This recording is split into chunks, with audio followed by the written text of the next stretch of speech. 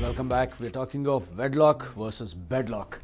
And we're talking of this Sheena Bora murder. We're talking of Indrani Mukherjea. We're talking of this entire episode which has hogged headlines for so many days now. We're also joined in by a marriage and sexuality expert, Mr.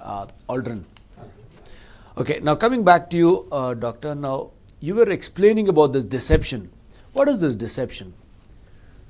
Deception basically is a legal word whereby a certain benefit is gained by a person by telling a lie about the relationship of or the status of another person. Okay. So she has. Now, what is the benefit Indrani is getting from this? Otherwise, two illegitimate children. She has already. What has happened is at that point of time when she married Sanjeev Khanna, she has not told him also about the two children. When he saw the photograph, he thought it's her sister. She said, "These are my young brother and young sister." So she has told that she's a fresh woman who's not well aware of the ways of the world, and she has looked like an angel to Sanjeev Khanna. And thereafter, when she has married Peter Mukherjea also, she has just said that I had only one marriage, one divorce with the first husband.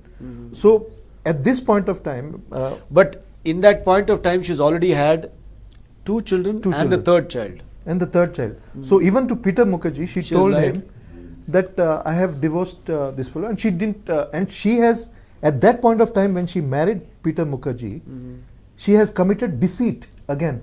She has gone and created a birth record which Bora has produced. So basically her reputation. See, one of the biggest thing everybody is worried about is having a good reputation in society. You can just kill somebody by spoiling his spreading carnage about a person.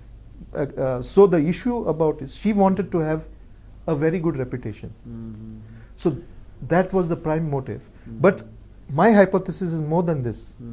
I feel that people are barking up the wrong tree.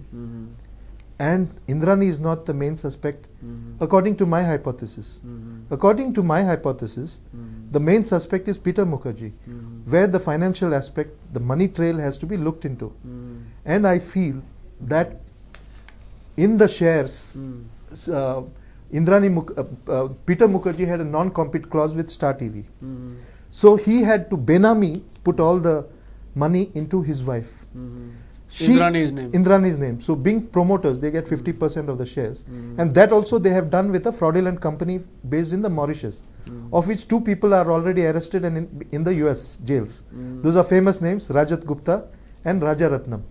Two of the biggest inside trader companies. Such a company has started and invested in this. The news has come out that Indrani herself has created shares in the name of her daughter and this to increase the percentage of the shareholder value in that.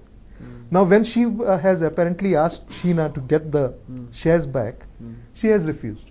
So I feel that Peter Mukherjea, it's not about Sheena's relationship with Rahul, which is not necessary. I think such high profile people will not care too much about sexuality.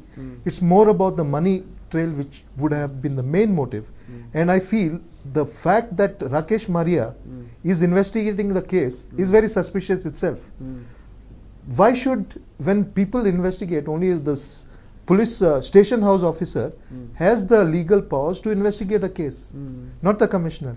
Now why is the commissioner taking undue interest in this case? He is only taking undue interest in this case, according to my hypothesis, to cover up a very powerful person, Peter Mukherjea. That is my hypothesis. And Peter Mukherjea has known all these weak points about these things. He was aware of it. And he has used it to his advantage. And created an alibi and ran out of the country. Mrs. Roshni, all this, how do you look at it? You are yourself a victim. Through a victim's eyes, how does this appear? Well, it's... I'm sure you've been reading the newspapers, watching the news for this. How does this appear to you as a victim? How do you look at this? This story is a complete photocopy of what exactly is happening in my life. I've been trying to convince the police and the judiciary about it.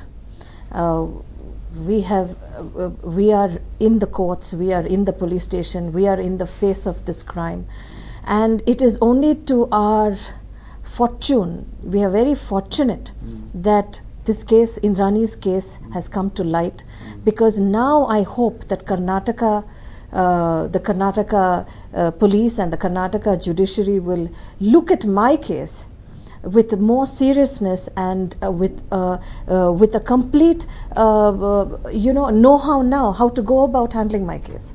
And so this we have ambitious women in society. Does it strike you that the police are not well equipped knowledge-wise to deal with your case? No, they are, but there is a high level of deception, high pretentious. There's a lot of money being laundered.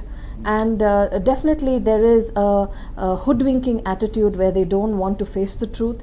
But I believe that it is just a matter of time when we will find good judges. Good judges will come and look at the matter. Good police officers will come, yes, and we are beyond that stage. Yes, and we are waiting for a Rakesh Maria in Karnataka to crack my case, and because I have been followed and by hitmen, I've been hirelings have been thing, and the CCB has already found out these details and presented it to the local police stations, and so it. If I can be, if Rahul and Mikhail and if they can come and place these complaints before the police as men, when I as a lady and I'm going and saying these things repeatedly to the authorities, it's high time they take notice of what I'm saying. Okay, are the police, is the system insensitive? We slip into a short break.